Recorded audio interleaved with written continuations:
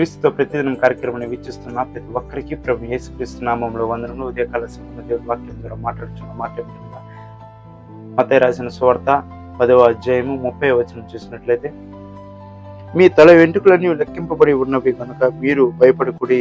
మీ తల వెంట్రుకలన్నీ కూడా లెక్కింపబడి ఉన్నవి, మీరు భయపడకుడి. ఇక మాటలు వింటున్న ప్రియ సహోదరి సహోదరుడా, నాకే ఎందుకు ఇక శ్రమలు, నాకెందుకు ఇక పరిస్థితులు గుండా వెళుతున్నాను?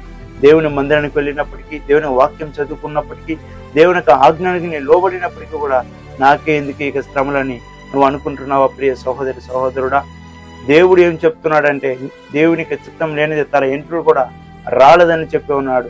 ఇక ఉదయకాల సమయంలో ఇక మాటలు వింటున్న ప్రియ సహోదరి సహోదరుడా, యోబు యొక్క భక్తుడి జీవితంలో చూసినట్లయితే అనేక సమస్యలు గుండా, అనేక పరీక్షలు గుండా వెళ్తున్నప్పుడు దేవుడు ఉన్నాడు, దేవుడు పరీక్షిస్తున్నాడు. దేవుడు ఏక నోటి మాటలతో ఒక్క దూషణ మాట కూడా మాట్లాడలేదు. అదే విధంగా ఇక మాటలు వింటున్న ప్రియ సహోదరి సహోదరుడా, నీకు అనేక శ్రమలు ఉండొచ్చు, అనేక ఇబ్బందులు, అనేక ఇరుకులు గుండా, పరిస్థితులు గుండా నువ్వు వెళ్తూ ఉండొచ్చు.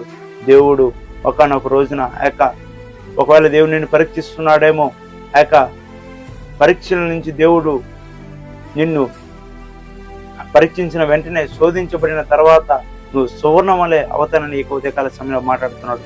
నువ్వు భయపడకు అని చెప్తున్నాడు. ఈ యొక్క పరిశుద్ధ గ్రంథంలో చూసినట్లయితే 365 రోజులు కూడా చూసినట్లయితే 65 సార్లు లెక్కించబడి ఉన్నది, భయపడకుడి, భయపడకుడి, భయపడకుడి. ఏక సమస్యలు గుండా నువ్వు భయపడవద్దు. నువ్వు నీతిమంతుడు సింహంలో ఉంటా అని దేవుని వాక్యం సెలవిస్తున్నది. నీతిగా, యథార్థంగా, నమ్మకంగా దేవుని నువ్వు విశ్వసించినట్లయితే దేవుడు నిన్ను ఒక ఉన్నతమైన స్థానంలో ఉంచుతాడు. అదేవిధంగా దేవుడు నిన్ను ఆశీర్వదిస్తాడని ఉదయకాల సమయంలో మాటలను బట్టి దేవుని నామమున మహిమ కలుగును గాక. కళ్ళు మూసుకున్నట్లయితే వచ్చిన ప్రార్థన. మహామౌని మిక్కిలిగా ప్రేమించిన పరలోకమున్న మా తండ్రి, మీరు మాతో మాట్లాడిన మాటలను బట్టి మీ కుమారుడు, మా రక్షకుడు క్రీస్తు నామంలో అడిగి పెడుతున్నాం తండ్రి. ఆమేన్.